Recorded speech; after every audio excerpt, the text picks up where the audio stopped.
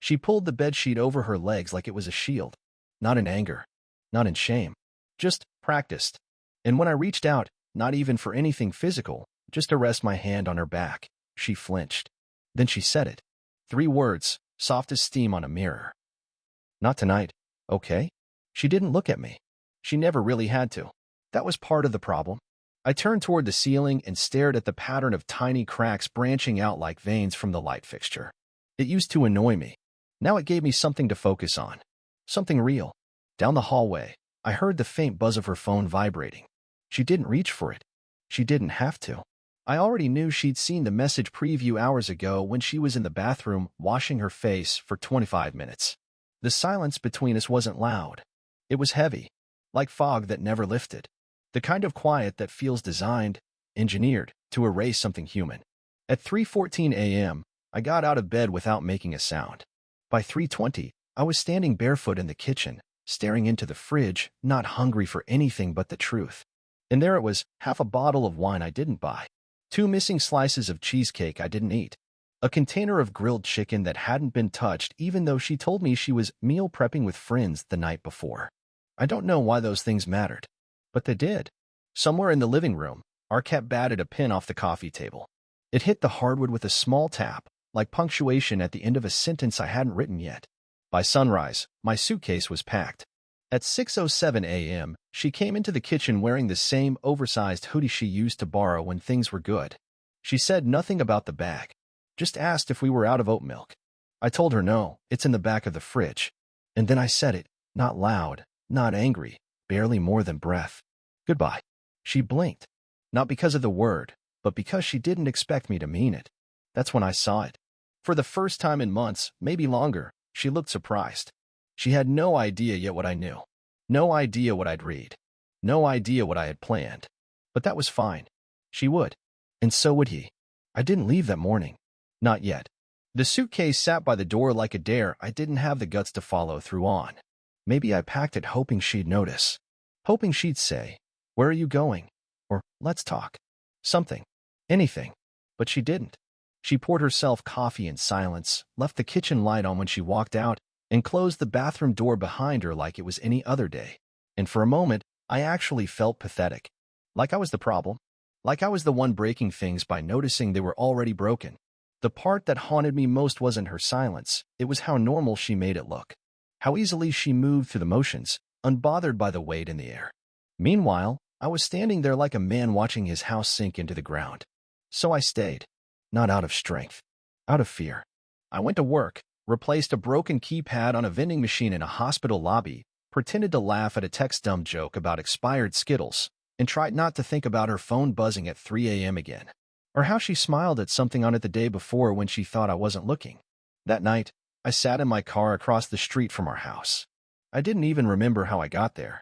One minute I was leaving the gas station, the next I was staring at our porch light, still on, flickering like a dying promise. And then it happened. Something small. Stupid even. But it hit like a freight train. A man walked out of our house. Not a neighbor. Not a delivery guy. He wasn't carrying anything. No jacket. No rush. Just calm. Like he'd been comfortable inside. Like he belonged. He didn't see me. He headed toward a black car parked a few houses down. Got in. Drove away like this wasn't the moment that was about to change my entire life. I waited. Maybe 20 minutes. Then went inside. She was on the couch. Blanket over her legs. Watching some documentary with headphones in. She glanced at me, paused whatever she was watching, and said, "You're late." I wanted to scream. I wanted to ask, who the hell was he? But instead, I just nodded and said, "Yeah, long day." She didn't ask me anything else. And that's when I knew she wasn't hiding it anymore. Whatever it was, whoever he was, she wasn't even bothering to cover her tracks. That part of her, the version that used to try to be gentle with my heart, was gone. But what she didn't know was that I'd already started digging.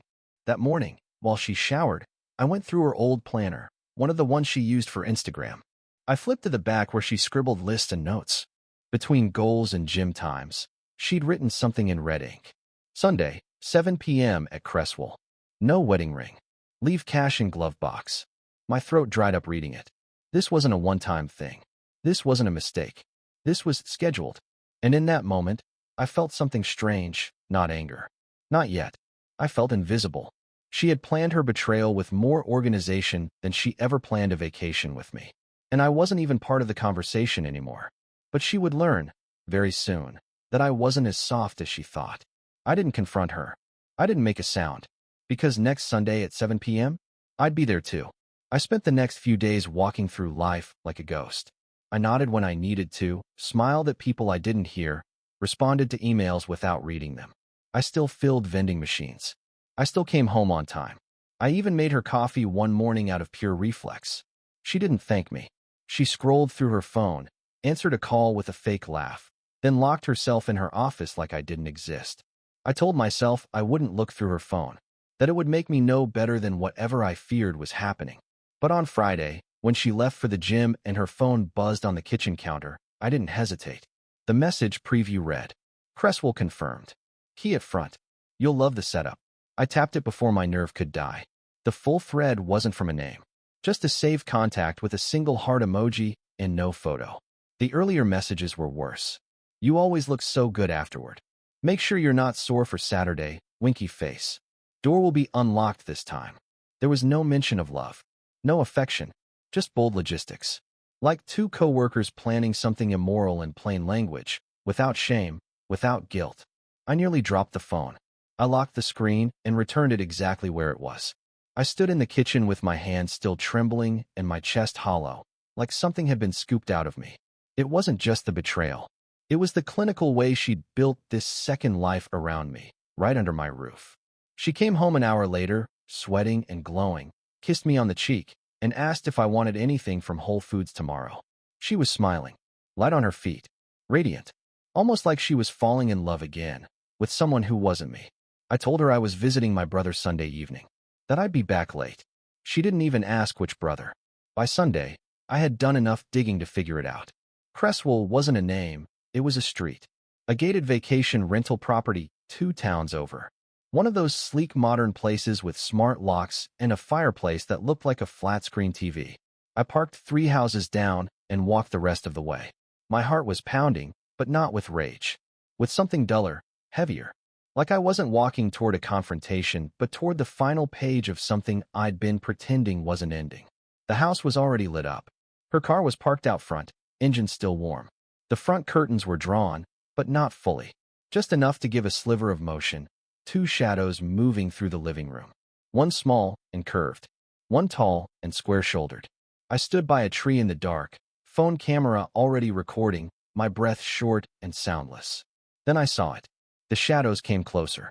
She appeared, briefly framed in the window, laughing. Laughing like I hadn't heard in years. Barefoot, wine glass in hand, hair down, spinning in a slow circle as music played faintly behind her. And then he stepped forward and caught her by the waist. She let him. No hesitation. They kissed. She leaned into it like it was everything she'd been waiting for. I stopped recording. There was no need. I had seen what I needed to see. More than I wanted to. Far more than I could unsee. I didn't knock. I didn't scream. I didn't charge in and demand explanations like in the movies. What would I even say? Why him? Why not me? When did I stop being enough? No, that wasn't me. That wasn't who I ever was. So I turned. I walked back toward the car. And with each step, my hands shook a little less. Because I knew this wasn't just the end of my marriage. It was the beginning of something else. And she had no idea that by the time she got home, I would already be gone. I didn't go home that night. I didn't even go to my brother's, like I told her I would. Instead, I booked a cheap hotel near the interstate. One of those places that smelled like old carpet and desperation. The kind where the front desk clerk barely looks up and the vending machine is always half empty. It was perfect. It was anonymous. And it gave me time to think. I lay on the bed, fully clothed, staring at the popcorn ceiling as the sound of traffic hummed outside the window. My phone was still in my hand. The video I'd recorded earlier sat in my gallery, untouched. I didn't watch it. I didn't need to. It wasn't about catching her anymore. I already had. Now it was about what I would do with the truth. At 2 a.m., I wrote her a message.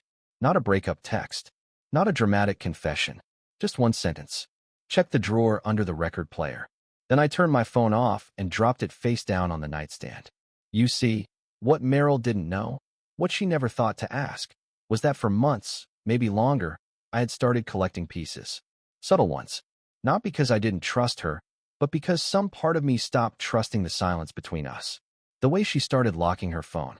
The late-night calls she dismissed with just work stuff. The receipts that didn't add up. The gym sessions that ended an hour after the place closed. So I started documenting. Bank statements. Calendar syncs. Deleted message recoveries.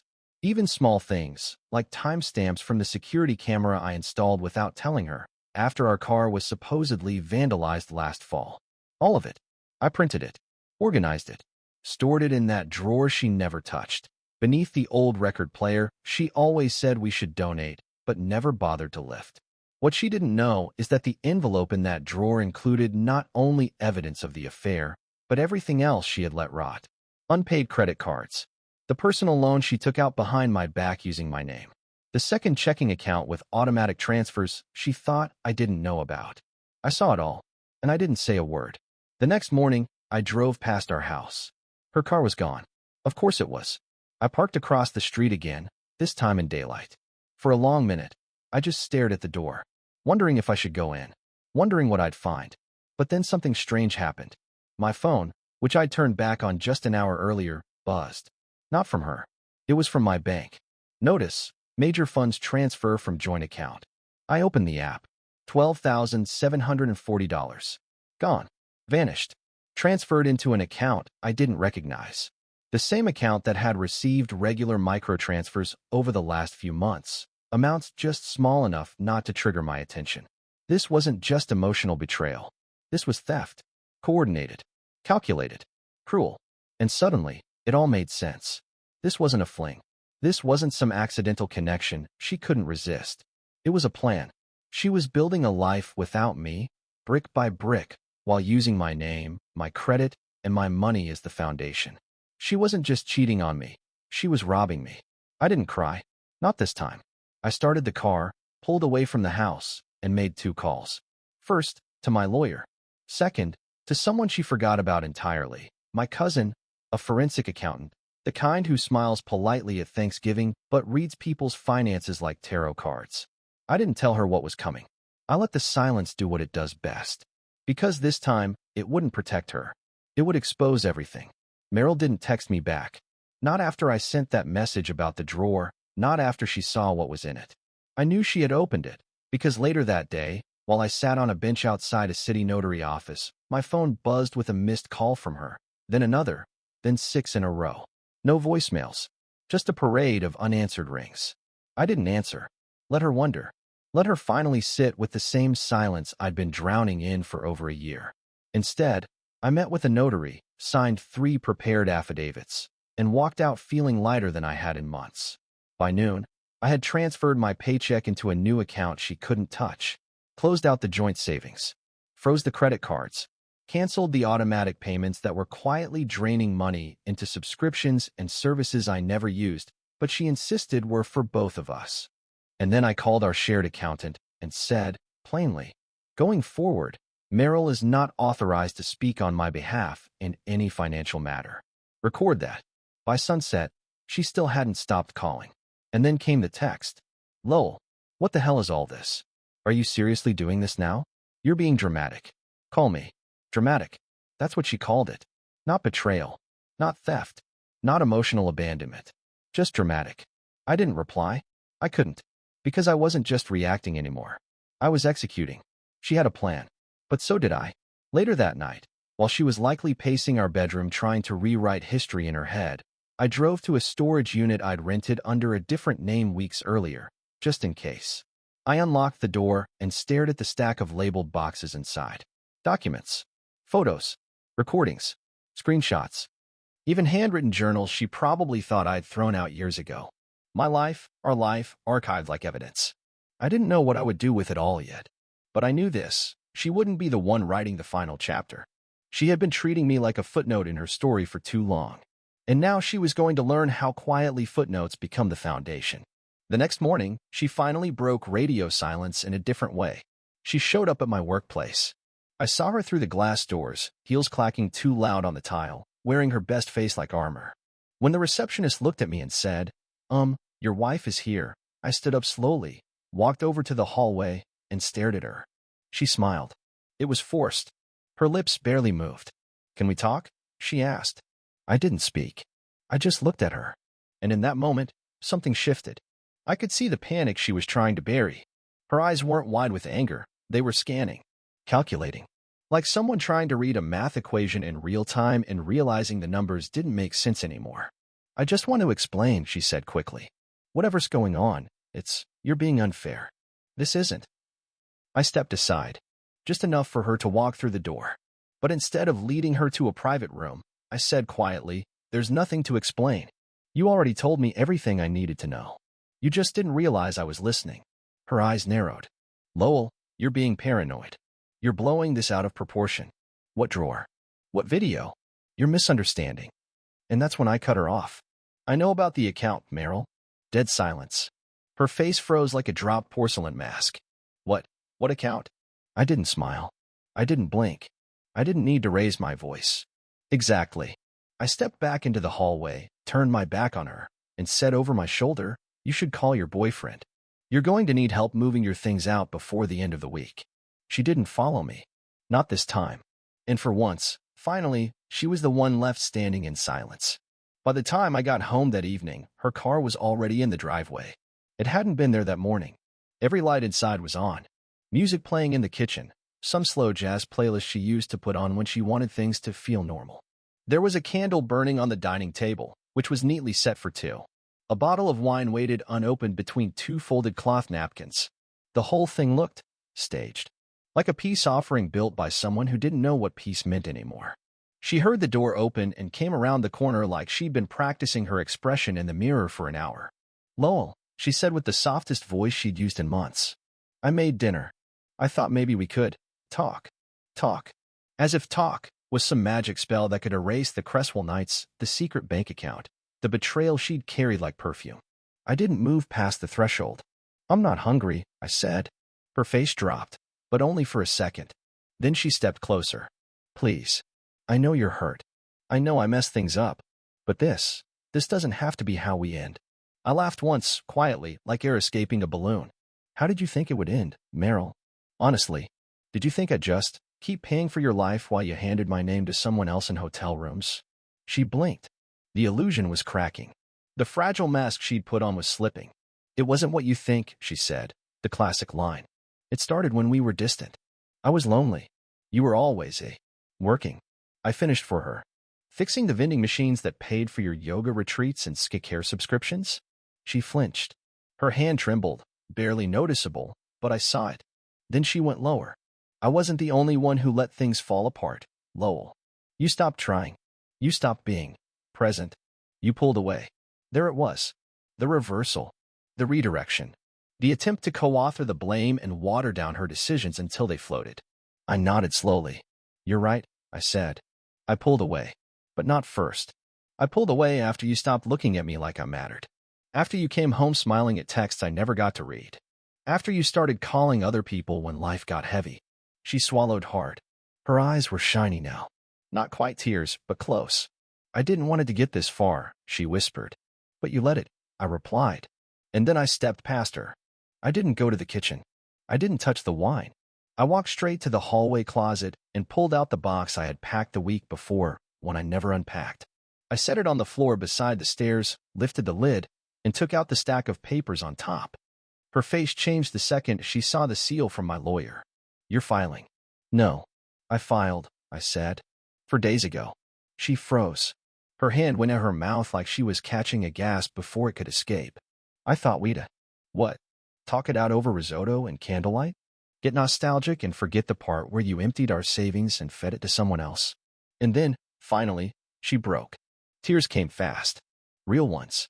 Not performative, not strategic, just raw panic. She dropped to sit on the stairs, one hand gripping the railing like gravity had doubled. I didn't think you'd actually do it, she choked out. You always you let things go. You never fought back. I finished. Yeah, that's on me. She looked up at me like I was someone she didn't recognize. Because I wasn't the man she married anymore. That man would have folded. Would have cried and begged and blamed himself. That man would have believed her when she said it was just emotional or barely physical. He'd have clung to the wreckage, hoping for some magic fix.